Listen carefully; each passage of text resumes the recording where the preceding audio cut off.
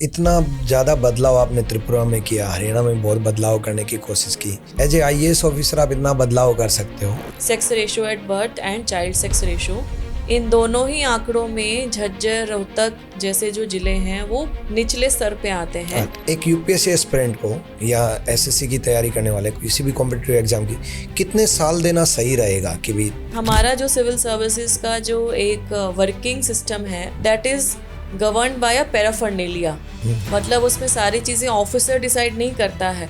तो आज जो जेन जी है, नई जो जनरेशन है, वो सोशल मीडिया से बड़ा इन्फ्लुएंस रहती है, मतलब एज ए करियर भी चूज कर लेते हैं। हाँ। तो क्या ये सही है? उनके आर्टिकल पढ़ने के बाद थोड़ा सा मुझे अंदर से लगा कि आपने ऐसा क्या डिफरेंट स्ट्रेटेजी अपनाई कि अनक्लियर्ड से सीधा 13 रैंक पहुंच गए? कभी आपके जीवन में ऐसा पला है जिसमें आपने ये सोचा हो कि मतलब बिल्कुल हार मान जाना या टूट जाना या बहुत ज़्यादा फेलियर महसूस करना कि मतलब ये गलत डिसीजन रहा हो? नमस्कार दोस्तों, स्वागत है आपका रैंकस गुरुकुल परिवार में। और आज एक ऐसे महान शख्सियत से रूबरू आप होंगे जिन्होंने अपनी ज़िंदगी में बड़ी कामयाबी हासिल की और भारत में नीति आयोग के अनुसार टॉप 25 वोमेंस की लिस्ट में उनका नाम दर्ज है, जिन्होंने ना केवल बेटी बचाओ बेटी पढ़ाओ का नारा दिया, ना केवल उसको इम्प्लीमेंट कराया, बल्कि बेटी बचाओ बेटी पढ़ाओ और बेटी को कामयाब बनाओ इसका एग्जाम्पल एक सेट किया। हरियाणा से बिलोंग करते हुए और एक इतनी अच्छी रैंक जो कि UPSC में ऑल इंडिया 13 रैंक उन्होंने हासिल की। आज उनकी लाइफ के बारे में जानेंगे और बहुत कुछ ऐसी बातें आपको सीखने को मिलेंगी जो आपकी ज़िंदगी में अगर आपने इम्प्लीमेंट कर ली ना, उनकी कुछ बातें सीख करके अगर आपने अपने जीवन में बदलाव लेकर के आए तो आप भी एक दिन बहुत कामयाब इंसान बन सकते हैं। तो स्वागत है ma'am Sonal Goyal ma'am. Thank you so much. Thank you ma'am, बहुत धन्यवाद। आपने इतना कीमती समय निकाल करके हमें समय दिया। Thank you. तो सबसे पहले हम जानना चाहेंगे, जैसे आपकी स्कूलिंग लाइफ जो रही, तो उस दौरान आप क्या शुरुआत में ही सोच लिया था कि UPSC क्लियर करना है? नहीं, बिल्कुल नहीं। स्कूल टाइम में तो मुझे बिल्कुल इसके बारे में, इस एग्ज़ाम के बारे में, UPSC क्या होता है, सिविल सर्विसेज क्या होता है, इसका बिल्कुल भी आइडिया नहीं था। मेरी स्कूली शिक्षा DAV पब्लिक स्कूल से हुई। DAV पब्लिक स्कूल पुष्पांजलि एनक्लेव दिल्ली में मेरी स्कूली शिक्षा हुई। और हम 3 सिबलिंग्स हैं, मेरी बड़ी सिस्टर हैं, छोटे ब्रदर हैं, और तीनों ही सेम स्कूल में जाते थे, एक साथ जाते थे। तो मैं डेफिनेटली मैं बोलना चाहूँगी कि मैं एक अवेयर स्टूडेंट थी कि मुझे थोड़ा सा ये माइंड में ज़रूर था कि कुछ ना कुछ अलग करना है, कुछ ना कुछ कंट्रीब्यूशन देना है। और जैसे कि हम मेरे पेरेंट्स के जो अपब्रिंगिंग रही, मेरे माता पिता की स्पेशली उनकी जो एक होता है ना, एक उनकी जो संस्कार हैं, वो हमने शुरुआत से देखा कि पापा ने भी अपनी लाइफ में बहुत स्ट्रगल किया और बहुत स्ट्रगल करके वो पानीपत से बिलोंग करते हुए वहाँ गांव में पढ़े। फिर उन्होंने पानीपत शहर में अपना कॉलेज किया, वहाँ पे अपनी CA की पढ़ाई करी और उसके बाद दिल्ली में आके उन्होंने अपनी CA की प्रैक्टिस इस्टेब्लिश की।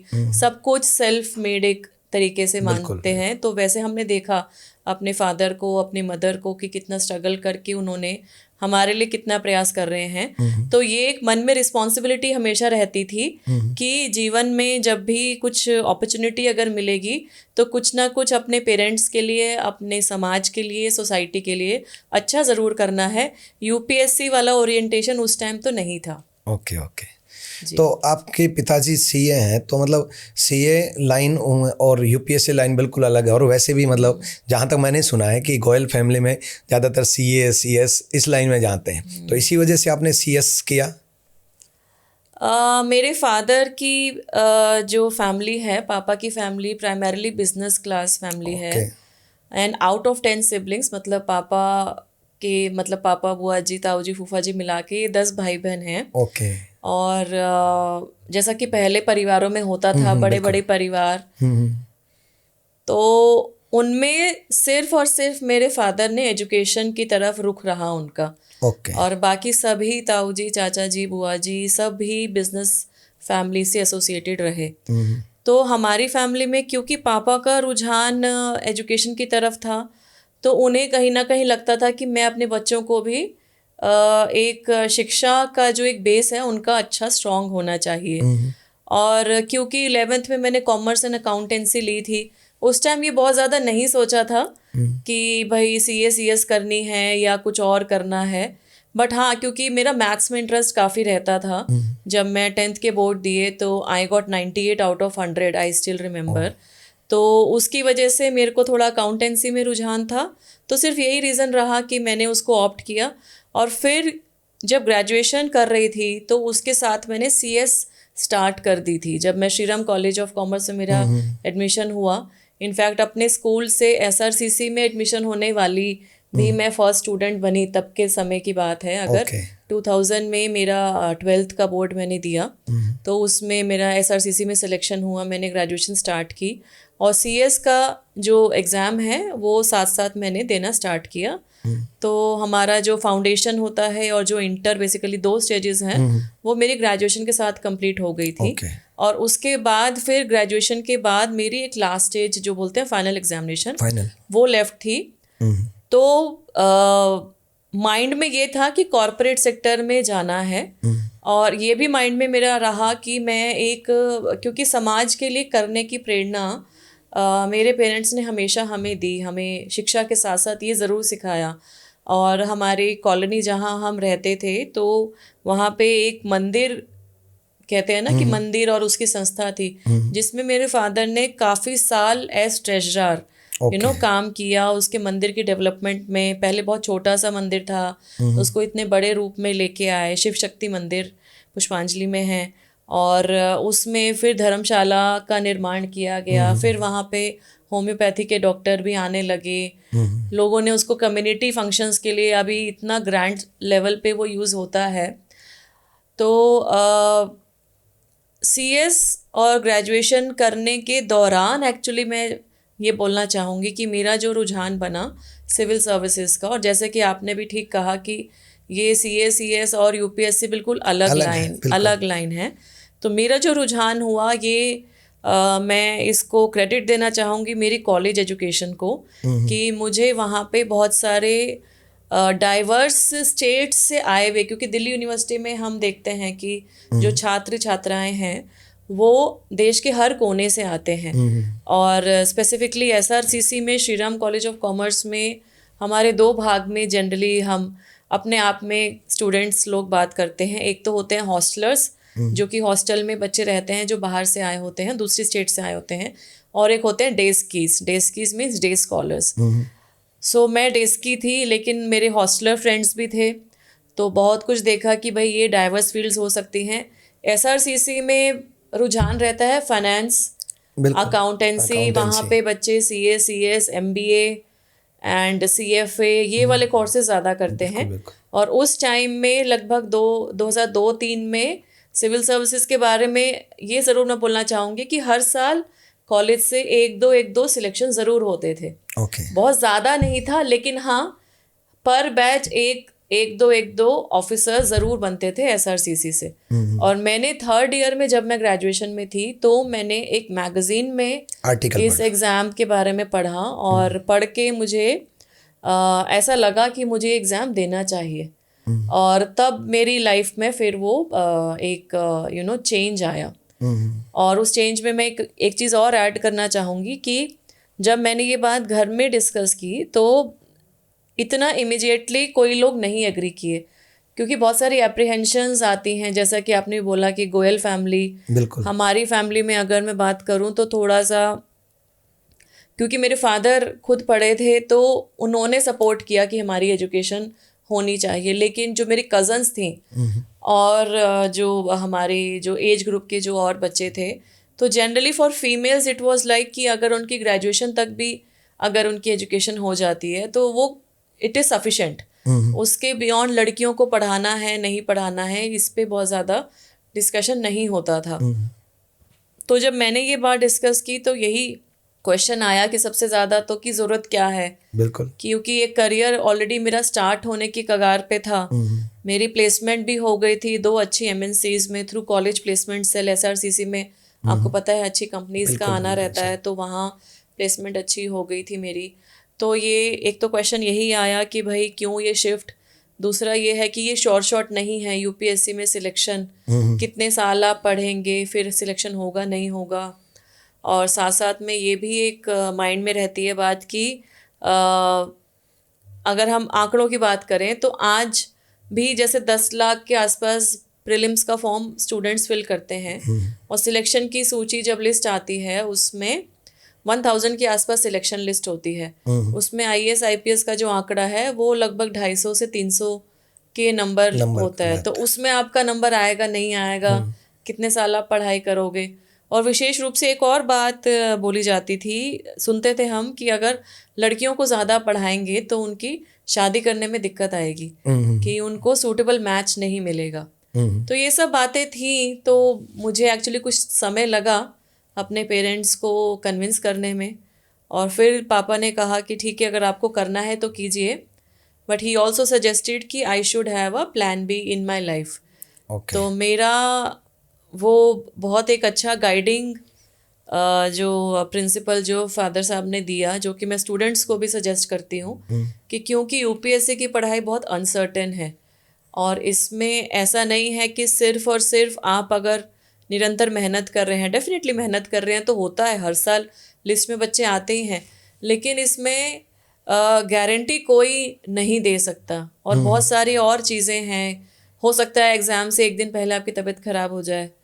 जैसे मेंस में मेरे साथ हुआ एक बार कि मेरे को थोड़ा फीवर भी आ गया था।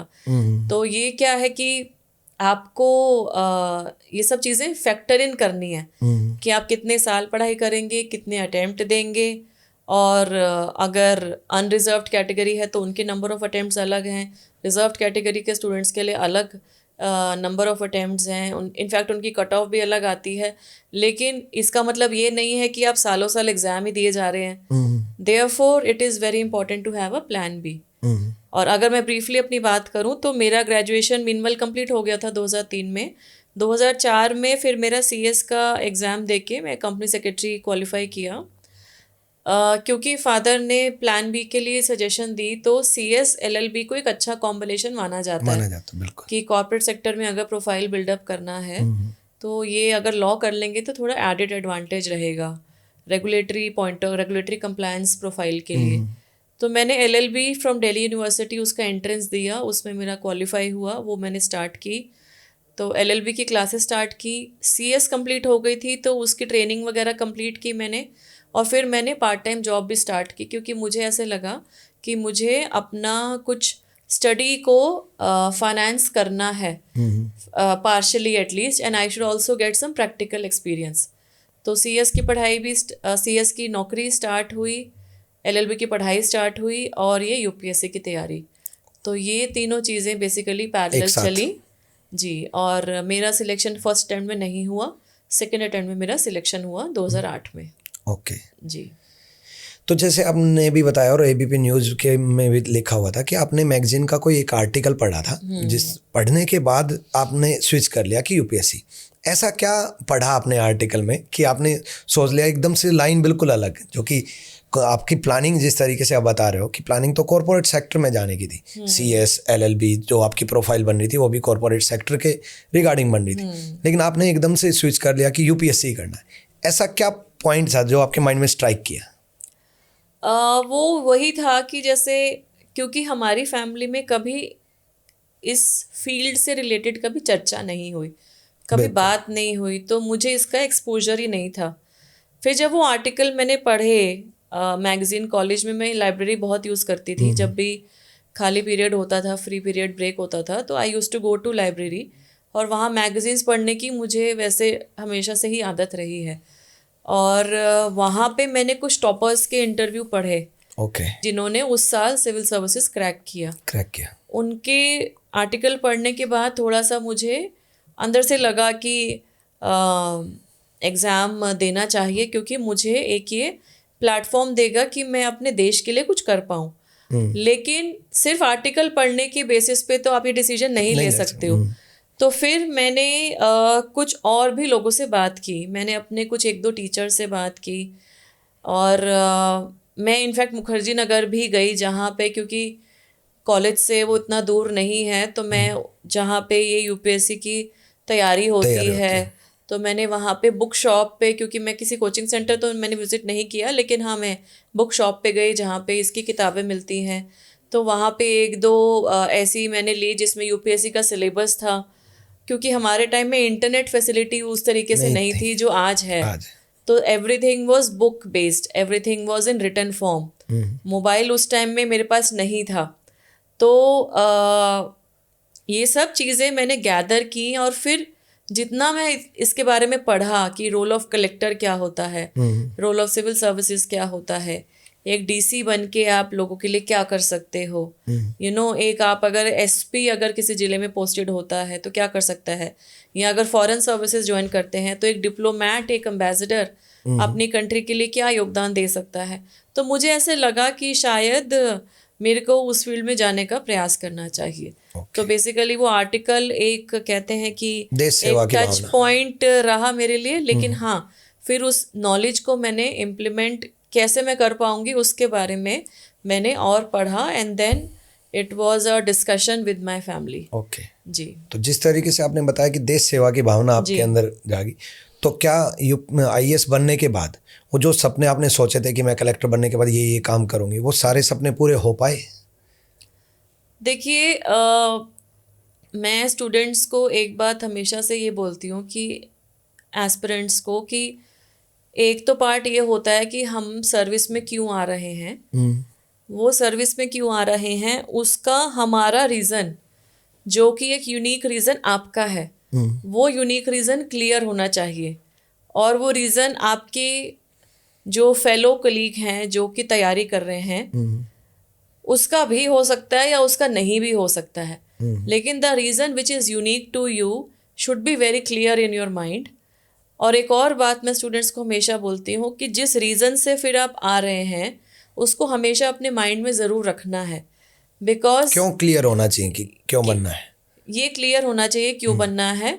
और साथ ही साथ में जो आपका जो रीज़न है, फिर जब आप क्लियर कर लेते हो उसके बाद, क्योंकि बहुत सारी ऐसी सिचुएशंस आएंगी जिसमें आपको डिलेमास आते हैं, जिसमें आपको कन्फ्यूजन्स आती हैं, तो कहीं ना कहीं ये जो गाइडिंग प्रिंसिपल है ये आपको सपोर्ट करता है कि इसलिए मैं आया था, इसलिए मैं आई थी, ये समस्या है लेकिन मैं इसका सॉल्यूशन ज़रूर कर सकता हूँ, कर सकती हूँ, depending on the kind of scenario it is, और जिस रूल प्रोविज़न में वो कवर्ड होता है। एक सिविल सर्वेंट का जो भी हमारा जो एक्ट है, जो हमारा जो भी कॉन्डक्ट है, that is actually governed by the various acts and policies of the government.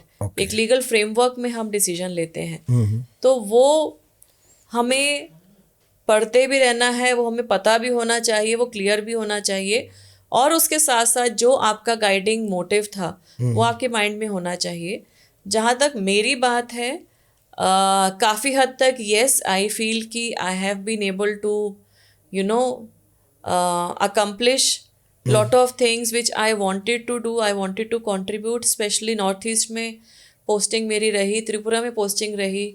बहुत ही ब्यूटीफुल एक छोटा राज्य है हमारे देश के पूर्वांचल पार्ट में, और वहाँ रह के मैंने बंगाली सीखी, जो मैंने कभी नहीं सोचा था कि कोई एक नई लैंग्वेज भी मैं सीख पाऊँगी। नई लैंग्वेज सीखी, बंगाली की वजह से मुझे थोड़ी असमीज़ भी आती है, समझ एटलीस्ट मैं लेती हूँ, उड़िया भी समझ लेती हूँ, लिखनी चाहे नहीं आती हो। तो क्या है कि काफ़ी चीज़ें आई, नए चैलेंजेस आए, काफ़ी कुछ कर पाए, लेकिन हाँ ये ज़रूर मैं बोलना चाहूँगी कि हमारा जो सिविल सर्विसेज का जो एक वर्किंग सिस्टम है, that is governed bye a paraphernalia. मतलब उसमें सारी चीज़ें ऑफिसर डिसाइड नहीं करता है, उसमें बहुत सारे एक्सटर्नल फैक्टर्स हैं। वो एक्सटर्नल फैक्टर्स की वजह से भी कई बार आप उस सिचुएशन में जैसे आप चाहते हो वैसे एक्ट नहीं कर पाते हो, वो भी एक रियलिटी है। और ये भी मैं एस्पिरेंट्स को बोलती हूँ कि हमारे अब जो वल्नरेबिलिटी है सिविल सर्विसेज की ड्यू टू सोशल मीडिया, वो बहुत ज़्यादा बढ़ गई है। हमारे टाइम में लोग इतना ज़्यादा मोबाइल का यूज़ नहीं करते थे जब सिलेक्शन हुआ था, या मेरे इनिशियल ईयर्स ऑफ पोस्टिंग थे। लेकिन अब मैं अगर 2026 की बात करूं तो सबके हाथ में मोबाइल है। जो भी व्यक्ति ग्रीवेंस लेके भी डीसी ऑफिस में आ रहा है, सबके पास मोबाइल है, they can record anything, they can make it viral. So vulnerability बढ़ गई है, जुडिशरी की तरफ से वल्नरेबिलिटी बढ़ गई है, judiciary, media, NGO, civil society organisations, public at large. तो ये सारे फैक्टर्स हैं जो आपकी वर्किंग पे अफेक्ट करते हैं। वो कई जगह पॉजिटिव होता है और कई जगह नेगेटिव भी होता है। पॉलिटिकल इन्फ्लुएंसेस, पॉलिटिकल इंटरफेरेंसेस की भी हमने बात सुनी है कि वो हैं। आप उसको कैसे नेविगेट करते हैं वो आपकी जो है नेगोशिएशन स्किल्स पे, उस पे निर्भर करता है। तो एक ही बात मैं बोलना चाहूँगी कि जिस इंटेंशन से आप आते हैं वो माइंड में हमेशा रखिए, और चैलेंजेस डेफिनेटली आएंगे, और सरवाइव करने के लिए आपकी जो इंटरनल स्ट्रेंथ है, आपकी जो इनर स्ट्रेंथ है, और आपके जो स्किल्स हैं, जो नेविगेशनल पावर है, या हम कहते हैं इनफॉर्मल चैनल्स ऑफ कम्युनिकेशन, वो बहुत इम्पॉर्टेंट है जो हमें एज ऑफिसर मदद करते हैं। And one thing is also very important is the power of collaboration, कि हम कई बार एज ऑफिसर वो चीज़ नहीं कर सकते हैं, लेकिन अगर हम ऐसे लोगों से कांटेक्ट रखें इनफॉर्मली, जो कि ओपिनियन लीडर्स होते हैं या जिनकी लोग बात सुनते हैं, है ना, जो कि पॉजिटिव माइंडेड लोग हैं, उनसे अगर हम ऑफिशियली या इनफॉर्मली अगर हम टच में रहेंगे तो डेफिनेटली क्राइसिस सिचुएशन में वो आपकी हेल्प ज़रूर करते हैं। बिल्कुल। जी। तो आपने जैसे बताया कि फर्स्ट अटेम्प्ट क्लियर नहीं हुआ और सेकंड अटेम्प्ट में आपने ऑल इंडिया 13 रैंक ले ली। मतलब इतना ज़्यादा एकदम से बदलाव कि फर्स्ट अटेम्प्ट तो क्लियर भी नहीं हुआ और फिर सेकंड अटेम्प्ट हो सकता है कि क्लियर हो जाए, लेकिन 13 रैंक लेना अपने आप में बहुत चैलेंजिंग पार्ट है। तो आपने ऐसा क्या डिफरेंट स्ट्रेटजी अपनाई कि अनक्लियर्ड से सीधा 13 रैंक पहुँच गए? यूपीएससी में 3 स्टेजेस होती हैं, जैसे कि प्रीलिम्स, मेंस एंड इंटरव्यू। और फर्स्ट अटेम्प्ट में ऐसे हुआ कि मैंने प्रीलिम्स लिखा, मेंस लिखा, लेकिन इंटरव्यू कॉल नहीं आई। तो इंटरव्यू कॉल नहीं आए तो definitely I was very much disappointed. निराशा तो होती ही है, क्योंकि बहुत चीज़ें स्टेक पे लगी थी मेरे लिए भी, कि मैं अपना फुल करियर को चेंज करके, और एक तरीके से ये मेरा खुद का डिसीजन था, किसी और ने नहीं बोला कि जी आपको ये करना है। मैंने बोला परिवार को कि मुझे करना है, मुझे ये मौका दीजिए, है ना। तो मार्कशीट जब हमारी डिक्लेयर हुई मेंस एग्जामिनेशन की, तो उस मार्कशीट में जो मेरी कमज़ोरी थी वो बिल्कुल स्पष्ट रूप से रिफ्लेक्ट हुई। और मेरे जो मार्क्स कम आए थे वो आए थे जनरल स्टडीज़ में। और जनरल स्टडीज़ में कम क्योंकि इसलिए आए थे क्योंकि हिस्ट्री, पॉलिटी, ज्योग्राफी मेरी स्कूल में भी बहुत अच्छी नहीं थी। तो और क्योंकि कॉमर्स स्टूडेंट रही तो लाइन भी कॉमर्स लाइन थी। हाँ जी, तो वो उससे टच भी छूट गया था। आफ्टर 10th मैंने ये सब्जेक्ट्स उतने छोड़ ही दिए थे। तो फिर मुझे वही लगा, मेरे को अंदर से एक तरीके का झटका लगा कि जिन सब्जेक्ट से मैं एक तरीके से आई वुड नॉट से कि मैं भागती थी, लेकिन हाँ मैं जितना ज़रूरत है उतना ही पढ़ती थी, कि जितना मैं भाई फेल नहीं होने चाहिए। और इसमें क्या है कि मुझे पता था कि मैं इन सब्जेक्ट में कभी टॉप नहीं कर सकती हूँ। तो मेरा फोकस रहता था कि मैं संस्कृत में अच्छा मेरा स्कोर रहता था, मैथ्स में अच्छा रहता था, अकाउंटेंसी में अच्छा रहता था, उसमें अच्छा करती थी, इनमें मेरा एवरेज में रखती थी। तो अब मेरे को ये समझ में आया कि इनको मुझे मास्टर करना पड़ेगा, क्योंकि general studies is very important for civil services, prelims के लिए भी, मेंस के लिए भी, एंड ऑफ कोर्स इंटरव्यू के लिए भी। तो मैंने अपनी स्ट्रैटेजी में सबसे इम्पॉर्टेंट तो बदलाव यही किया कि मैंने जो मेरी कमज़ोरियाँ थीं उस पर डिलीजेंटली मैंने काम किया, उस पर मैंने बड़ी कॉन्शियसली काम किया कि यूपीएससी में अगर जनरल स्टडीज़ में ये सिलेबस है। एक तो मैं एस्पिरेंट्स को ये ज़रूर बोलना चाहूँगी कि सिलेबस को आपको अच्छे से एक एक वर्ड आपको स्कैन होना चाहिए। मैंने सिलेबस अपने रूम में पेस्ट किया हुआ था और उसमें हर सिलेबस में जो वर्ड आ रहा था उसको कवर करना बहुत ज़रूरी है। और ऐसा नहीं है कि आपको मल्टीपल सोर्सेज चूज़ करने हैं, आप उतना आपके पास इन्फॉर्मेशन होना चाहिए कि इसमें आप प्रीवियस ईयर क्वेश्चन पेपर्स देखिए, पिछले 5 साल के एटलीस्ट क्वेश्चन पेपर देखिए, अगर समय मिलता है तो 10 साल के देख लीजिए, उससे पहले जाने की आवश्यकता नहीं होती है। 5 years इज एक्चुअली रिक्वायर्ड। तो उसमें देख के आपको पता लग जाएगा कि हर टॉपिक से किस तरीके के क्वेश्चन आते हैं, उसको तैयार करना है। तो मैंने जीएस पे बहुत ध्यान दिया, मैंने आंसर राइटिंग पे बहुत ध्यान दिया, क्योंकि mains is the most important part of UPSC selection. Prelims is qualifying और ऑब्जेक्टिव है, तो कई क्वेश्चंस आप जो है अपने हंच से, है ना, अपनी प्रैक्टिस से आप उसमें अटेम्प्ट कर सकते हो। मेंस में क्या है कि आपको एक्सप्रेस करना है, सब्जेक्टिव है, तो हो सकता है कि आपको उसके बारे में बहुत कुछ पता हो, लेकिन अगर आप लिख ही नहीं पाएंगे तो नंबर नहीं मिलेंगे। बिल्कुल। और एक और बात है कि कोई भी आंसर अनअटेम्प्टेड नहीं रहना चाहिए मेंस के अंदर, क्योंकि मेंस में कोई नेगेटिव मार्किंग नहीं है, प्रीलिम्स में नेगेटिव मार्किंग है। तो इसलिए कोई अगर क्वेश्चन नहीं आता है, डाउट है, तो छोड़ दीजिए, उसमें नेगेटिव मार्किंग का इशू है।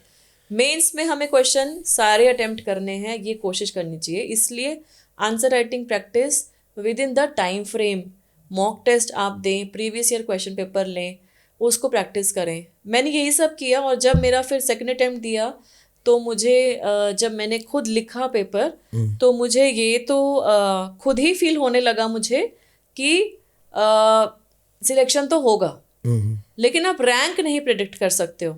यूपीएससी में आप रैंक तो कैसे ही पता लगेगा, क्योंकि और स्टूडेंट्स ने क्या लिखा है, how will you get to no.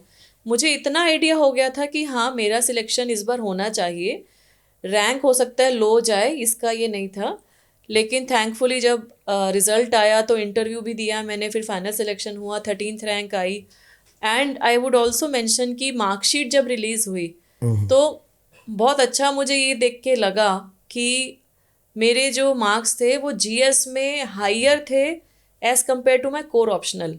Okay, जो तो ये जो है स्टूडेंट्स के लिए, ये बात मैं हमेशा शेयर करती हूँ कि आपकी जो कमज़ोरी है उससे भाग के कोई फ़ायदा नहीं है, उसको फेस करना ही पड़ेगा।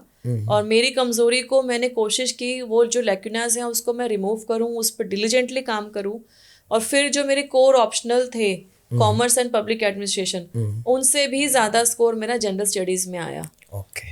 तो ये रीज़न रहा कि मेरी फिर, क्योंकि मेंस में I got in my batch one of the highest marks in my batch, and that is why this rank. तो स्टूडेंट्स के लिए यही इंपॉर्टेंट है कि यूपीएससी नहीं, कोई भी आप एग्ज़ाम दे रहे हैं, चाहे आप ग्रेजुएशन में भी हैं या कोई और कॉम्पिटिटिव एग्ज़ाम दे रहे हैं, तो ज़रूरी यही है कि जो आपकी कमी है उस पर प्रैक्टिस करना है, and how do you overcome your failure is very important. Okay जी। एक यूपीएससी एस्पिरेंट को या एसएससी की तैयारी करने वाले को, किसी भी कॉम्पिटिटिव एग्जाम की, कितने साल देना सही रहेगा? कि भी 1 साल, 2 साल, 4 साल, 5 साल, कई लोग हैं कि 7-7, 8-8 साल देना, क्या ये वाजिब है? देखिए, मैं ये मानती हूँ कि जो युवा अवस्था में जो एनर्जी है वो बहुत इमेंस पोटेंशियल है, और 20s में जो बच्चों की एनर्जी होती है उसमें वो बहुत कुछ कर सकते हैं। लेकिन इसका मतलब ये नहीं है कि आप सालों साल लगे रहें। मैं इस बात को नहीं मानती हूँ कि अगर आपका सपोज 3 या 4 अटेम्प्ट में भी नहीं हो रहा है तो आप लगे ही रहेंगे। You have to have a plan B. Okay. और ये मैं इसलिए नहीं कह रही कि मेरा सेकेंड अटेम्प्ट में हो गया, मेरा भी प्लान बी था लाइफ में। मेरा प्लान भी यही था कि क्योंकि जैसे मैंने बताया कि मैं लॉ भी कर रही थी, तो मैं प्राइवेट सेक्टर की जॉब ज्वाइन करती अगर मेरा सेकंड या थर्ड अटेम्प्ट मैक्सिमम शायद मैं देती। वैसे तो मैंने सेकंड के बाद ही सोचा था कि मैं फिर अपना कॉर्पोरेट सेक्टर का जो प्रोफाइल है वो मैं ज्वाइन करूँगी फुल फ्लेश्ड। और वो जो एक मन में एक हमेशा से भावना थी कि समाज के लिए करना है, तो उसके लिए मेरे माइंड में था कि मैं एक NGO सेटअप करूँगी। I was always willing to setup an NGO to work in the areas जहाँ लोगों को ज़रूरत है। फॉर एग्जांपल, महिलाओं के लिए मैं काम करना हमेशा मेरे माइंड में रहा, बच्चों के लिए काम करना, ओल्ड एज के जो लोग हैं उनके लिए काम करना, ये हमेशा मेरे माइंड में रहा। तो आप ज़रूर अपनी लाइफ में एक कट ऑफ पॉइंट ज़रूर रखें कि अगर आपका इतने सालों में नहीं हो रहा है तो how will you take that exit. या अगर कंप्लीट एग्जिट नहीं भी करनी है तो कुछ ऑल्टरनेटिव ज़रूर परस्यू करें, कोई और कोर्स, कोई और एजुकेशन, हायर एजुकेशन, या फिर कोई जॉब। क्योंकि आप देखिए, परिवार भी आपको सस्टेन कर रहा है, लेकिन हमारी भी जिम्मेवारी है कि अब हम 20s में ऑलरेडी हैं या मिड 20s में हैं, 24-25 साल के हो चुके हैं, तो we have to have some earning of our own. ये भी मैं हमेशा से बोलना चाहती हूँ स्टूडेंट्स को। और हमेशा जॉब सीकर बन के ही रहना है ये भी कोई ज़रूरी नहीं है। इतने आइडियाज़ हैं, इतने इनोवेशंस हैं, इतनी टेक्नोलॉजी का एडवेंट हो गया है। We can also become job creators, we can also become entrepreneur. कोई आपका आइडिया है तो अभी तो गवर्नमेंट की तरफ से भी startup mission startup India, make in India, ऐसे बहुत सारे फ्लैगशिप प्रोग्राम्स हैं जिसमें वो फाइनेंशियल सपोर्ट भी देते हैं। कुछ योजनाएं हैं जिसमें लोन्स भी मिलते हैं, इंसेंटिव्स मिलते हैं एंटरप्रेन्योर्स को। उनके बारे में पढ़िए, उनके बारे में जानिए, और ऐसा हो सकता है आपको लगे कि मैं ये तैयारी करूँगा लेकिन लेट मी स्टार्ट दिस, कि जिससे मेरी कुछ फाइनेंशियल अर्निंग स्टार्ट हो, जिससे मैं, या फिर आप कोई और फर्दर लर्निंग कर रहे हैं तो एटलीस्ट वो स्टार्ट करें। Do not just keep on attempting it in an unlimited way, क्योंकि मान लीजिए आपने 8 साल लगा दिए और फिर भी अगर अनफॉर्चुनेटली नहीं हुआ तो फिर जो पछतावा है वो बहुत ज़्यादा पछतावा रहेगा। और ये जो प्राइम है इसमें सिर्फ यही नहीं है, आपको खुद की भी जिम्मेवारी लेनी है, आपको पेरेंट्स की भी जिम्मेवारी लेनी है, मैरिज का भी एक, समाज में हम रहते हैं तो वो भी एक प्रेशर आता है फैमिली के ऊपर। तो ये सब चीज़ों को ध्यान में रखते हुए बैलेंस करके डिसीजन लेना चाहिए। ओके जी। तो आप खुद भी हरियाणा से रही हैं और हरियाणा में as a DC Jhajjar district, जो कि मेरा ही डिस्ट्रिक्ट है, जी जी है ना, तो वहाँ पर काम किया। तो वहाँ पर आपने क्या डिफरेंट बदलाव करने की कोशिश की? देखिए, हरियाणा से क्योंकि हमारा टच काफ़ी सालों, मतलब मेरा जन्म तो दिल्ली में हुआ, लेकिन क्योंकि फादर साहब बिलोंग करते हैं पानीपत और हमारे रिलेटिव्स पानीपत, सोनीपत, रोहतक, गुड़गांव, मतलब सब जगह उनकी वो रहते हैं, तो हमेशा से टच में रहा। और फिर जब मेरा त्रिपुरा काडर है, लेकिन मैं इंटर काडर डेपुटेशन जब 4 साल के टर्म के लिए मैं हरियाणा गई, तो फरीदाबाद, गुरुग्राम और झज्जर मेरी पोस्टिंग रही। झज्जर में विशेष रूप से जो हमने सुना भी है, और इनफैक्ट आंकड़े भी कुछ साल पहले तक के आंकड़े ये दिखाते थे कि लड़कियों के लिए वहाँ पे प्रेफरेंस नहीं थी। बिल्कुल। बेटी बचाओ बेटी पढ़ाओ अभियान में अगर हम CSR की बात करते हैं और SRB की बात करते हैं, sex ratio at birth and child sex ratio, इन दोनों ही आंकड़ों में झज्जर, रोहतक जैसे जो ज़िले हैं वो निचले स्तर पे आते हैं। मतलब कि जो स्टेट एवरेज है, हरियाणा की जो स्टेट एवरेज है वो वैसे भी नेशनल एवरेज से कम है। और अगर हम स्टेट एंड डिस्ट्रिक्ट एवरेज की बात करें तो इन जिलों में स्टेट एवरेज से भी कम था। तो पेट्रियार्की का एक जो माहौल है वो फील किया मैंने वहाँ, जब मेरी पोस्टिंग वहाँ हुई इनिशियली। और बदलाव के तौर पे ये सबसे बड़ा मेरे लिए एक प्राथमिकता थी कि हाँ, एज अ डिप्टी कमिश्नर मुझे जितने भी फ्लैगशिप स्कीम्स एंड प्रोग्राम्स हैं सेंट्रल गवर्नमेंट के, स्टेट गवर्नमेंट के, उनको इम्प्लीमेंट करना है, अच्छे से इम्प्लीमेंट करना है, लोगों के बीच जाना है और उनके लिए काम करना है। और ये कोशिश करनी है कि जो प्रोग्राम्स हैं वो बेनिफिट उनके लिए बने हैं तो उन तक पहुंचने चाहिए।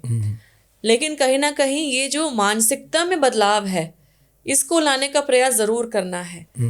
तो इसके लिए हमने कुछ कैंपेन्स जो हैं अंदर बेटी बचाओ बेटी पढ़ाओ प्रोग्राम हमने स्टार्ट किए। मारी लाडो इस कैंपेन का नाम दिया। मारी लाडो हरियाणा में ही बोलते हैं, मारी लाडो मेरी बेटी। और इसमें हमने इतने कैंपेन्स चलाए जिसका एक इसका सब कैंपेन था सोच पे दस्तक। तो सोच पे दस्तक आप समझ सकते हैं कि knock on the mind set.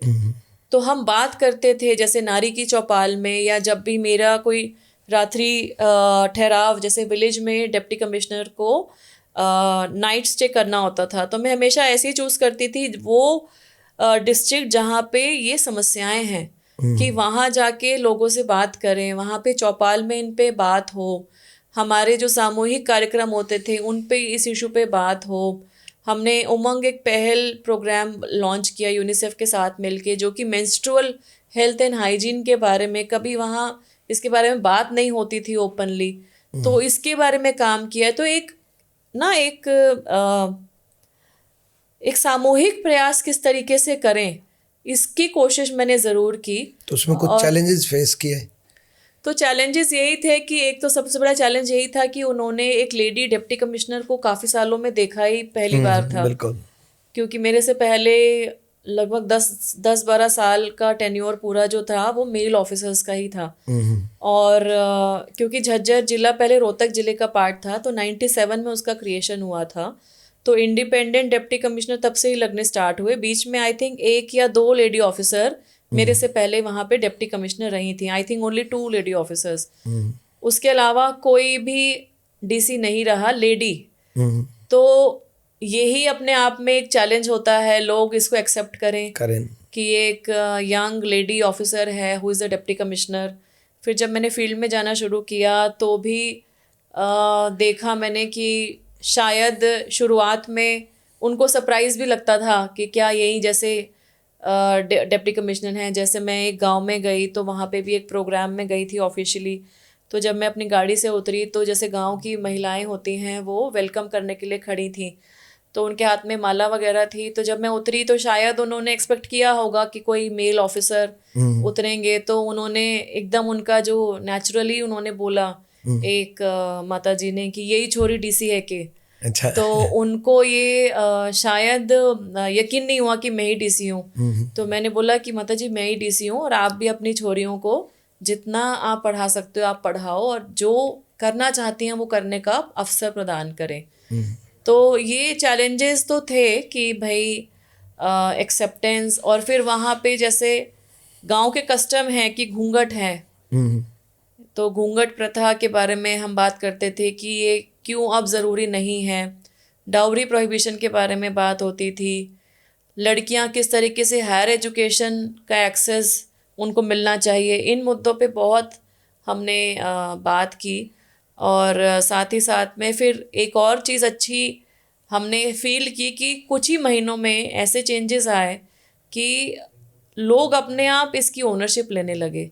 तो कुआं पूजन, आप जैसे हरियाणा से बिलोंग करते हैं, आपको भी पता होगा कि कुआं पूजन एक बेटे के जन्म पे ही होता है घरों में, लेकिन कुआं पूजन वहाँ पे लोगों ने लड़कियों के जन्म में भी कुआं पूजन करना स्टार्ट किया। और फिर वो हमें भी इनवाइट करते थे। मैं भी कुछ प्रोग्राम में गई, कुछ प्रोग्राम्स में अपने जूनियर ऑफिसर्स को भेजती थी, या WCD विभाग के ऑफिसर हैं या हेल्थ विभाग के अफसर हैं, वो लोग जाते थे। तो एक कहते हैं ना कोलैबोरेशन में काम किया। तो काफ़ी उसका जो है 1.5 साल लगभग मेरा वहाँ टेन्योर रहा। तो कोशिश यही की कि जो भी हम प्रयास कर रहे हैं इसका लॉन्ग लास्टिंग इम्पैक्ट हो। लेकिन आज भी जो नहीं बदल पाए, जिनकी सोच आज भी नहीं बदल पाई, और अगर वो पेरेंट्स इस वीडियो को देखें तो उनको क्या मैसेज रहेगा कि वो बेटियों के लिए अपनी सोच बदलें और उनको आगे बढ़ाएं? देखिए, आप कोई भी फील्ड उठा के देख लीजिए, इंडिया में कोई भी फील्ड हो, चाहे स्पोर्ट्स हो, चाहे स्पेस हो, चाहे हमारी पढ़ाई की ही लाइन हो, कोई भी ऐसी लाइन नहीं है जिसमें बेटियां आगे नहीं आ रही हो। तो ऐसा क्या है? और जहाँ तक हम बात करते हैं वंश की, या जहाँ तक हम बात करते हैं जो एक माइंड में रहता था कि भाई बेटा बुढ़ापे का सहारा है, बुढ़ापे की लाठी कौन है? बेटा है। आज अगर आप देखेंगे जिन परिवारों में अगर 2 बेटियां ही हैं या सिंगल बेटी भी है, तो क्या वो अपने पेरेंट्स की जिम्मेवारी नहीं उठाएगी? बिल्कुल उठाएगी। या वो नहीं उठा रही है? मुझे लगता है कि बेटों से ज़्यादा उनकी अटैचमेंट रहती है अपने पेरेंट्स से। As a female, as a daughter, I can definitely say I am a daughter, I am a mother. तो मैं ये बात कह सकती हूँ कि emotionally maybe we are more attached. अभी एक मैं न्यूज़ पढ़ रही थी, शायद आपने भी पढ़ी होगी, एक न्यूज़ वायरल हुई कि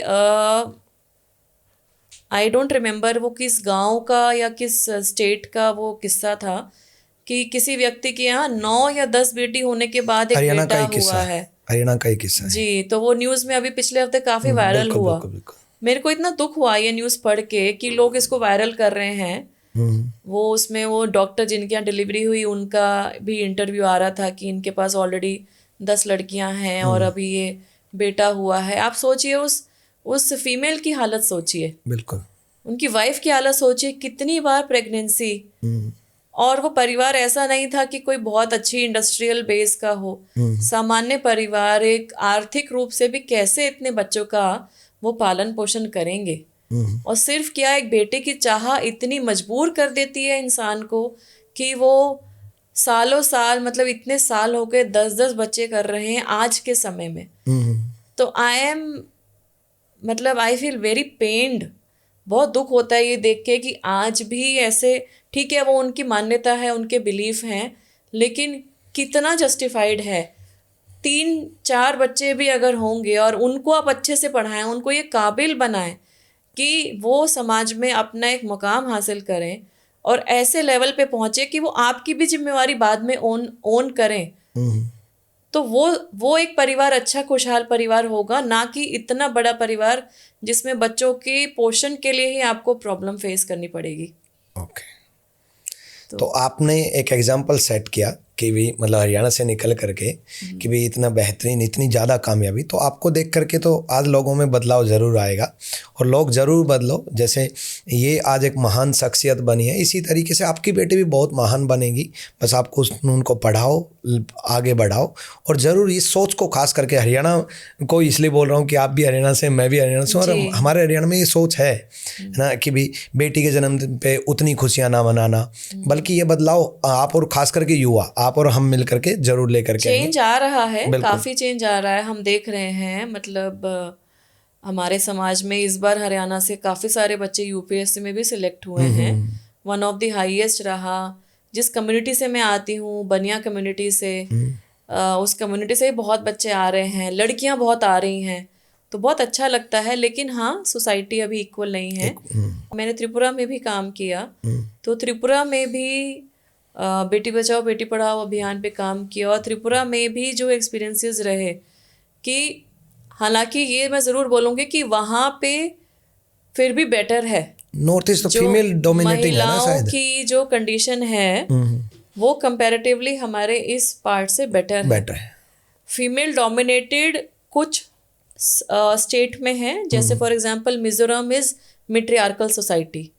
वहाँ पे जो सपोज कोई प्रॉपर्टी भी है उसमें वो महिला के नाम पे लड़की होती के है। नाम पे, हाँ। तो उनके नाम पे ही बिजनेस भी है, वो लड़की के नाम पे है, वो फीमेल के नाम पे है।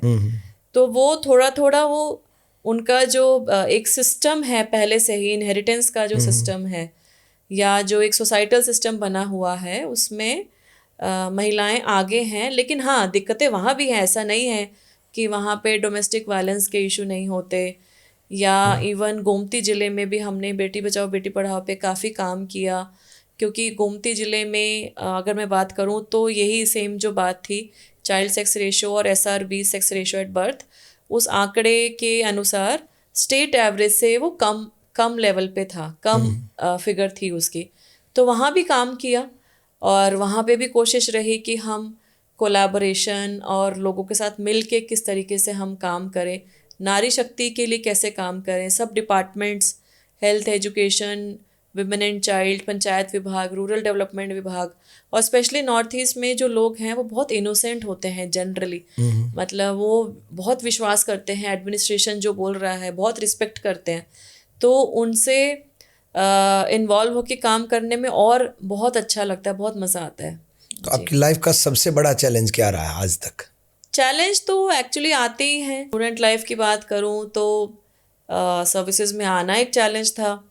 जब सिलेक्शन हो गया उसके बाद देखिए, मैं हेजिटेट नहीं करूंगी बोलने में कि त्रिपुरा में जाके सेटल करना एक चैलेंज था, क्योंकि यहाँ पे ही मेरी पैदाइश हुई, पली बड़ी, वहाँ पे कभी विजिट भी नहीं किया था पहले, और अकेले रहना, क्योंकि मेरा सिलेक्शन हुआ है तो definitely family is there to support, but रहना तो मुझे ही है, काम मुझे करना है, तो वो एक चैलेंज था। लेकिन यही है कि हम अपने इंटरनली मैंने अपने आप को हमेशा से स्ट्रॉन्ग रखने की कोशिश की है। ये बात एक मेरे को लगता है मेरी स्ट्रेंथ है कि चैलेंजेस आएंगे, ये माइंड में हमेशा बात रहती है, लेकिन हम चैलेंजेस से कैसे उभरें और चैलेंजेस को फेस करते हुए कैसे जो हम करना चाहते हैं वो कैसे हम हासिल करें, उसका रोड मैप ज़रूर आपके माइंड में होना चाहिए। और चैलेंजेस त्रिपुरा में भी आए, हरियाणा में भी आए, आज भी आते हैं। तो सबसे बड़ा मैं ऐसा नहीं बोलना चाहूँगी कि सबसे बड़ा चैलेंज क्या है। अभी ये भी चैलेंज है कि बच्चे बड़े हो रहे हैं, उनकी एजुकेशन, मेरे बच्चों की एजुकेशन पे भी मुझे ध्यान देना है, अपना वर्क भी मेंटेन करना है, तो वर्क लाइफ बैलेंस है। हम लोगों की लाइफ में एक चैलेंज ये भी रहता है कि ट्रांसफरेबल जॉब है, तो स्टेशंस इतने बदलते हैं, तो वो फैमिली पे भी इफ़ेक्ट आता है। तो ये सब चैलेंजेस हैं, आते हैं, बट यही है कि उनको फेस करते हुए आगे बढ़ते रहना है। कभी आपके जीवन में ऐसा पला है जिसमें आपने ये सोचा हो कि मतलब बिल्कुल हार मान जाना या टूट जाना या बहुत ज़्यादा फेलियर महसूस करना कि मतलब ये गलत डिसीजन रहा हो? सर्विसेज में एक्चुअली कुछ ऐसे मेरे को लगता है कि बहुत ज़्यादा तो हार मानने वाला नहीं होता है, बट हाँ डिलेमा ज़रूर होते हैं, कन्फ्यूजन ज़रूर होती हैं कि आपके सामने कोई ऐसी सिचुएशन है कि आपको लगता है कि ये ठीक है, लेकिन शायद कहीं से कुछ प्रेशर है कि आप वो काम उस तरीके से नहीं कर पा रहे हैं, तो उस वक्त बुरा लगता है। या ऐसा भी होता है कि आपको पता है कि हाँ इसकी ज़रूरत है, इस काम को होना चाहिए। फॉर एग्जांपल कहीं पे रोड की रिक्वायरमेंट है, बट वो रोड को बनाने का जो काम है वो एक सिस्टम से ही हो सकता है, बिल्कुल, जो कि टाइम कंज्यूमिंग है, उसके लिए फंड भी चाहिए, उसके लिए पीडब्ल्यूडी या जो भी कंसर्न विभाग है वो काम करेगा और एक एक्शन प्लान तैयार होगा, तो इमीडिएट रिलीफ आप क्या दे सकते हैं ये सोचना होता है। तो ये चैलेंजेस आते हैं, बट मैंने हमेशा से कोशिश यही की है कि कहीं पे अगर स्टक हो जाते हैं तो definitely talk to your seniors, okay, talk to your colleagues, talk to your juniors, क्योंकि एक टीम वर्क है, टीम वर्क में ही हम काम करते हैं, तो ये बहुत ज़रूरी है। साथ ही साथ में फेलियर को अपने ऊपर हावी नहीं होने देना, ये बहुत इम्पोर्टेंट है कि उस चैलेंज से, उस फेलियर से हम किस तरीके से सीख सकते हैं, वो बात है कि how do we learn from the challenge and mistake, that is very important. Okay. तो हरियाणा के साथ साथ आपने त्रिपुरा में भी काम किया और वहाँ बहुत ट्राइबल एरियाज़ हैं, तो वहाँ का एक्सपीरियंस क्या रहा और क्या क्या चैलेंजेस आपने फेस किए वहाँ पर?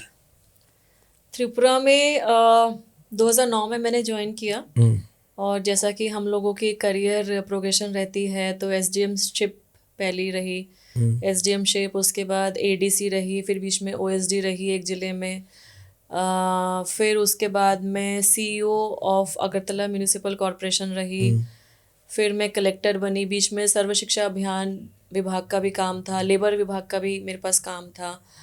तो ट्राइबल एरियाज़ में इनिशियली की मैं अगर बात बोलूँ तो एसडीएमशिप जब मेरी थी 2009-10 में 10-11 में सॉरी, तो अम्बासा सब डिवीज़न में मेरी पोस्टिंग हुई थी, and Ambassa sub division is the headquarter of Dhalai district. तो धलाई डिस्ट्रिक्ट अगर मैं जोग्राफिकली बात करूँ, एक मूलतः एक ट्राइबल डोमिनेटेड डिस्ट्रिक्ट है, और हमारा जो स्टेट हेडक्वार्टर है अगरतला, उससे लगभग 2.5 घंटे की दूरी पे है वो रोड जर्नी, अगर हम रोड जर्नी की बात करें। तो जब मैंने टूरिंग स्टार्ट की, मेरी एक्चुअली हमेशा से प्रेफरेंस ये रहती थी कि जो दूर दराज के इलाके हैं जहाँ पे से लोग आपके पास नहीं आ सकते हैं, आप वहाँ जाएं, मेरी हमेशा से ये प्रयास रहा। तो मैंने सबसे पहले अपने जो सब डिवीज़न हैं उसमें ये आइडेंटिफाई करने की कोशिश की थ्रू माय रेवेन्यू ऑफिसर्स कि हमारे रिमोटली लोकेटेड विलेज कमिटीज़ क्या हैं। सो त्रिपुरा में एक्चुअली 6 शेड्यूल्ड एरियाज़ आते हैं, जो हमारे कॉन्स्टिट्यूशन के अनुसार 6 शेड्यूल्ड एरियाज़ हैं, तो उनको वहाँ पे लोकली बोला जाता है विलेज कमिटीज़। और उनके चुनाव अलग होते हैं, वो पंचायत में पार्ट नहीं होते, तो ग्राम पंचायत का चुनाव अलग होता है और विलेज कमेटी का चुनाव अलग होता है, and they are part of TTADC, Tripura tribal autonomous district council. So ये TTADC is an autonomous body, and उनका अलग चुनाव होता है ग्राम पंचायत का, और हमारे जो ब्लॉक हैं उनका अलग चुनाव होता है। तो मेरे सब डिवीज़न में ये काफ़ी सारा एरिया था, तो हमने वही एरिया मैंने टूरिंग करना स्टार्ट की जो कि वेल कनेक्टेड नहीं था। 2009-10 की बात है ये। तो ऐसे एरिया कुछ आइडेंटिफाई किए हमने कि जहाँ पे आपको पैदल चल के जाना है, और पैदल ऐसे चलना है कि आपको फॉरेस्ट एरिया कवर करना है, आपको बैम्बू ब्रिज पे चलना है, और आपको रिवर स्ट्रीम्स, रिवर छरा, लोकल बंगाली लैंग्वेज में छरा बोलते हैं, तो वो रिवर स्ट्रीम्स को क्रॉस करना है, और तब आप 8-10 किलोमीटर सुबह चल के फिर आप वहाँ पहुँचेंगे। तो मैंने ऐसे कुछ विलेज कमिटीज़ में विजिट करना शुरू किया। तो मालदा पारा एक मुझे ध्यान है, पारा का मतलब होता है बंगाली में हैबिटेशन, तो गांव को बेसिकली वो पारा बोलते थे। तो मालदा पारा जैसे हमारे यहाँ पे 7 और विलेज कमिटीज़ थी, जिसके अंतर्गत ऐसी समस्या थी कि वो क्योंकि ऐसी कनेक्टेड नहीं है, और वहाँ पे जो हैबिटेशन थी वो थी लगभग 200-250 के लगभग पॉपुलेशन। तो आप समझ सकते हैं कि जो ट्राइबल पॉपुलेशन है वो लोग अपने साथ ही रहना चाहते हैं।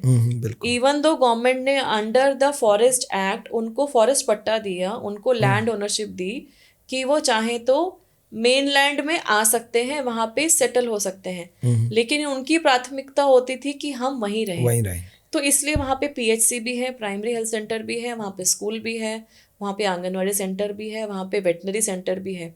लेकिन जब हमने विजिट किया तो ये देखा कि ये सुचारू रूप से चल नहीं रहे हैं। चल क्यों नहीं रहे हैं? क्योंकि जो वहाँ पे स्टाफ पोस्टेड था वो रेगुलरली जा नहीं पा रहा है। क्यों नहीं जा पा रहा है? वो रोज आप सोचिए कि वो दूर से पहले ऑटो से या पब्लिक ट्रांसपोर्ट से पहले एक जगह पहुंचेंगे, फिर पैदल जाएंगे, रोज इतना जो है डिस्टेंस कवर करें, वो कैसे संभव है? तो वो कभी आते थे हफ्ते में 1 दिन 2 दिन, और नहीं आते थे तो स्कूल बंद से ही रहते थे, है ना। तो फिर ऐसा हमने प्रयास किया, क्योंकि त्रिपुरा में लॉन्गेस्ट बॉर्डर है बांग्लादेश के साथ, और बीएसएफ का अच्छा डोमिनेशन है वहाँ पे, अच्छे वहाँ पे इंफ्रास्ट्रक्चर है।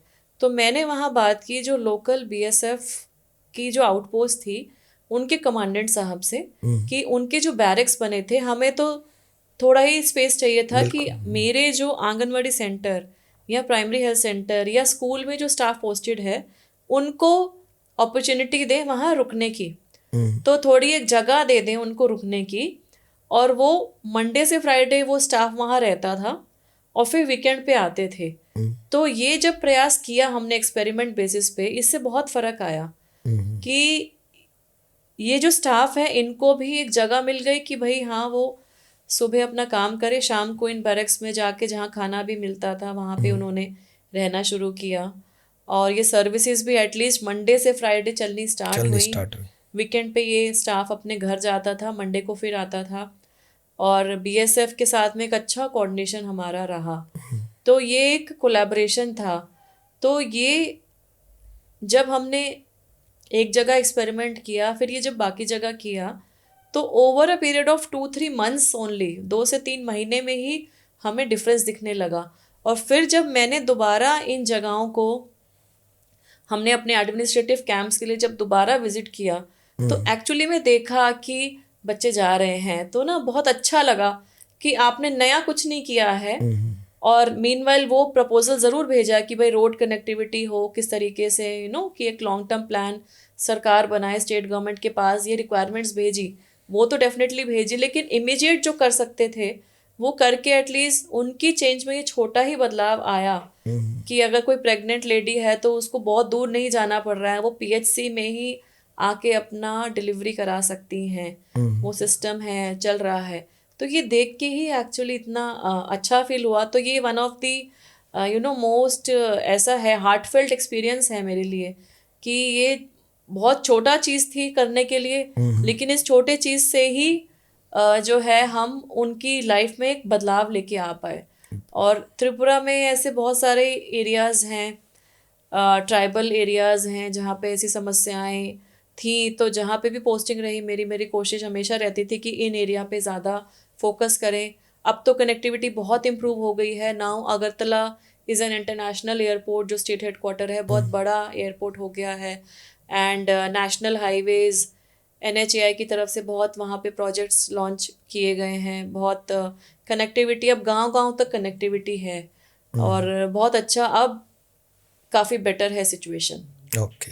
तो आप इतना ज़्यादा बदलाव आपने त्रिपुरा में किया, हरियाणा में बहुत बदलाव करने की कोशिश की, एज ए IAS ऑफिसर आप इतना बदलाव कर सकते हो, तो मेरा मानना है कि आपको तो पॉलिटिक्स में एंटर करना चाहिए, तब आप पूरे देश को बदल पाओगे। देखिए ऐसा है कि चाहे व्यक्ति पॉलिटिक्स में हो, चाहे एजुकेशन सिस्टम में हो, चाहे सिविल सर्विसेज में हो, या किसी भी फील्ड में हो, मैं मानती हूँ आप लोगों को बुला के उनके जर्नीज़ लेके आ रहे हैं, वो भी अपने आप में एक बहुत इम्पोर्टेंट और महत्वपूर्ण काम है।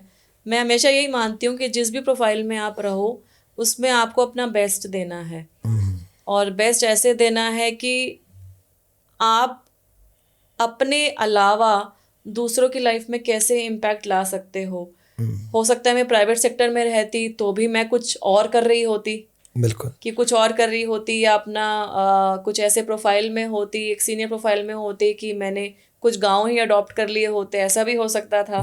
तो यू नेवर नो कि कौन कहाँ कब जाएगा। बट हाँ, एक बात ज़रूर है, इंटेंशन मेरी हमेशा से यही रही है कि देश के लिए, लोगों के लिए, समाज के लिए काम करना है। और मैं यंग बच्चों को भी यही बात हमेशा बोलती हूँ कि अपने लिए तो सभी जीते हैं, ये कहावत भी है कि अपने लिए तो सभी जीते हैं, लेकिन इंसान सच्चा वही है जो दूसरों के लिए भी कुछ करे। और ये जो एक एक जो फीलिंग है जो दूसरों के लिए करने के लिए कुछ आती है, वो बहुत अच्छी है। अब अभी भी जैसे मैं सर्विस में हूँ, लेकिन उसके साथ साथ मैं जैसे बच्चों को मेंटर कर रही हूँ क्योंकि मुझे खुशी मिलती है। कुछ एनजीओज हैं जिसको मैं मेंटर कर रही हूँ, उनके प्रोग्राम्स में हैंड होल्डिंग कर रही हूँ। क्यों कर रही हूँ?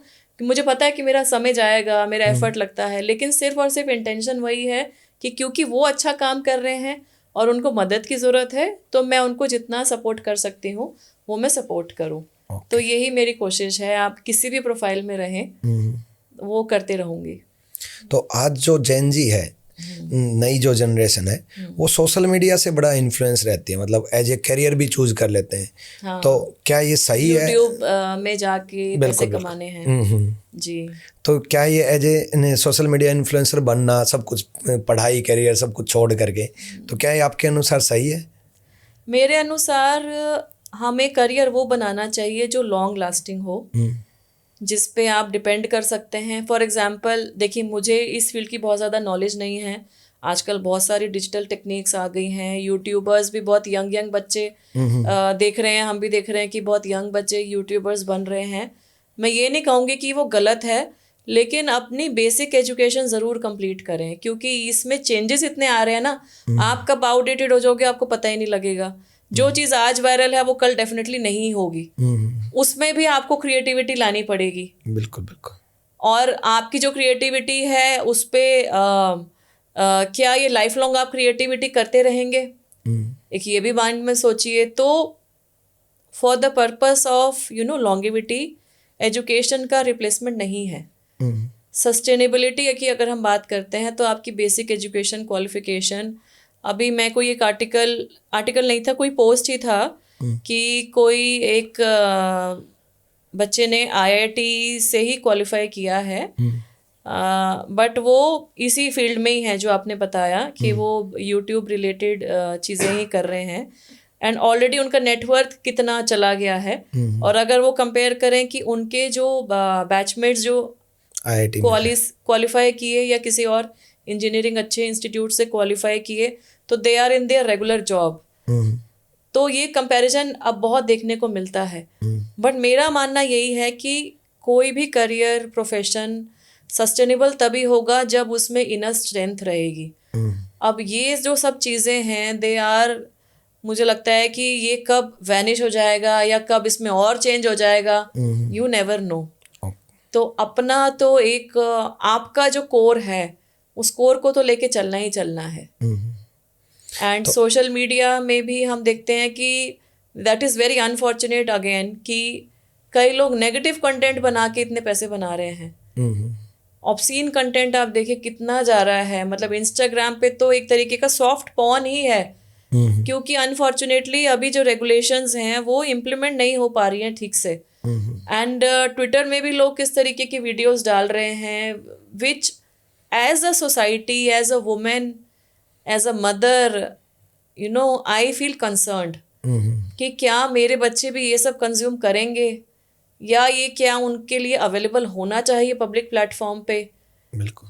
पहले एक चीज़ होती थी कि only if you are 18 you should press this. अब वो डिस्क्लेमर्स भी नहीं लिखे होते हैं कहीं।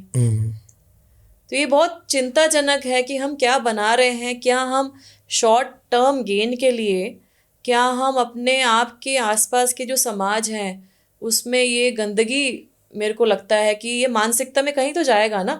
अगर आप सटली आप उसको स्क्रॉल भी कर रहे हो ना, आपको दिख रहा है, it will go into your subconscious and it will actually affect your mind and your thinking process. Okay. तो एक 11th-12th क्लास के बच्चे को एज ए करियर वो कैसे चूज करे? पेरेंट्स की पसंद से चूज करे या खुद की पसंद से करे, या किस तरीके से एक को करियर चूज करना चाहिए? देखिए सबसे इम्पोर्टेंट तो बात यह है कि आपका बच्चे का इंटरेस्ट किस चीज़ में है। मेरे टाइम में करियर चॉइसेस बहुत ज़्यादा नहीं थी, बहुत ही स्ट्रेट फॉरवर्ड रहता था कि आर्ट्स, साइंस और कॉमर्स, ये 3 फील्ड रहती थी। आज भी मोटा मोटी यही है, लेकिन 12th के बाद में अब जो है करियर चॉइसेस बहुत ज़्यादा इंक्रीज हो गई हैं। फ्रैंकली एज अ पेरेंट, अब मेरी बेटी 8th में है, अब 9th में आ जाएगी, 8th के फाइनल एग्जाम देगी वो, तो ये मेरे लिए भी कंसर्न है, क्योंकि वो भी मेरे से पूछती हैं, हमसे पूछती है, मेरे हस्बैंड से पूछती हैं कि मुझे क्या लेना चाहिए, क्या कोर्स लेना चाहिए, क्या करियर लेना चाहिए।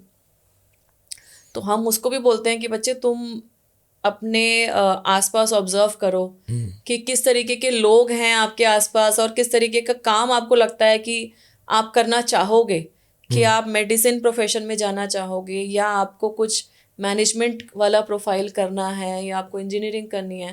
तो वो तो मैं अपनी बेटी को भी बोलती हूँ, लेकिन 11th-12th के बच्चों के लिए एक तो ये है कि करियर गाइडेंस ज़रूर लें, और करियर गाइडेंस आज के टाइम में काफ़ी सारे प्लेटफॉर्म्स भी अवेलेबल हैं, even though which one is good that I am not aware of, लेकिन थोड़ा बहुत गाइडेंस भी, क्योंकि एटलीस्ट ऑप्शंस पता होनी चाहिए। और दूसरी बात यह है कि अपने पेरेंट्स के साथ में डिस्कशन इज़ मोस्ट इम्पॉर्टेंट, क्योंकि उन्होंने ही आपके साथ रहना है। कुछ भी गलत होगा, कुछ भी ऊपर नीचे होगा, तो वो हमेशा आपके साथ खड़े रहेंगे। बाकी कोई सोसाइटी में खड़ा हो नहीं खड़ा हो, आपके फ्रेंड्स होंगे नहीं होंगे, कोई गारंटी नहीं है, बट पेरेंट्स, आपकी इमीडिएट फैमिली, आपके सिबलिंग्स, वो हमेशा आपके साथ रहेंगे। तो जो डिसीजन होना चाहिए उसमें उनकी भी राय शामिल होनी चाहिए, और सबसे इम्पॉर्टेंट यही है कि आपका खुद का इंटरेस्ट किस चीज़ में है। इस बारे में थोड़ा सा सोचो, अपने आप को एनालाइज करो। एंड स्टूडेंट्स के लिए नो योर स्ट्रेंथ, ये भी मैं बात ज़रूर बोलना चाहूँगी कि आपकी अच्छाई किस में है, आपकी स्ट्रेंथ किस में है, आप क्या काम अच्छा कर सकते हैं, उस पर ध्यान दीजिए। एंड अगर हो सकता है उसमें करियर बन सकता है तो ज़रूर बनाइए। ओके जी। तो आपका लास्ट मैसेज क्या रहेगा? लास्ट मैसेज मैं सभी स्पेशली यंगर जनरेशन को ही एड्रेस करना चाहूँगी कि हम सब कंप्लेंट करते हैं कि ये चीज़ ऐसी है, हमारे यहाँ ये कमी है, वो कमी है। आपने ये कहावत ज़रूर सुनी होगी ना कि be the change you wish to see in the world. तो if you want that change to happen, तो rather than complaining why it is like this, why don't we take the responsibility. तो वो जो change है वो change आप हैं, और वो चेंज आप कैसे ला सकते हैं इस पे ज़रूर ध्यान दें। So be the change and bring the change around you, that is very important for us. And अंत में मैं यही बोलना चाहूँगी कि आप जो भी करियर प्रोफेशन चूज़ करते हैं, हमें कोशिश ज़रूर करनी चाहिए कि हम अपने आसपास के लोगों को, समाज को, सोसाइटी को, अपने देश को कैसे उससे हेल्प कर सकते हैं, कैसे, अगर जब हम विकसित भारत की बात कर रहे हैं, किस तरीके से हम अपने समाज में लोगों को हेल्प करें उससे। अगर आप एंटरप्रेन्योर बनना चाहते हैं, कोई स्टार्टअप लाना चाहते हैं, ऐसा क्या लेके आएँ कि हमारे जो देश की समस्याएं हैं उसमें आप उसका सोल्यूशन बन पाएँ, ये ज़रूर कीजिए। This is my request to all of you. And my last thing, yes I will always like to add, अपने स्वास्थ्य का ध्यान ज़रूर रखें। Keep a track of your physical and mental health. अपने दिनचर्या में ऐसा ज़रूर कुछ ना कुछ इनकलकेट करें कि आपका शारीरिक स्वास्थ्य और आपका मानसिक स्थिति जो है वो अच्छी रहे, क्योंकि चैलेंजेस आएंगे, it should not affect your mind and your health. तो कोई ना कोई रूटीन ऐसा रखें कि वॉक कर रहे हैं, जॉग कर रहे हैं, मेडिटेशन, योगा, या फिर ऐसी कोई हॉबी, कोई ऐसा इंटरेस्ट जिसको करने से आपको खुशी मिलती है, उसको अपने लाइफ में ज़रूर लेके आएँ। I think that will help you a lot, and this is my message to them. Thank you so much for inviting me here. Thank you. आप सब लोग खुश रहें और समाज के लिए अच्छा करते रहें। जय हिंद, जय भारत। Thank you.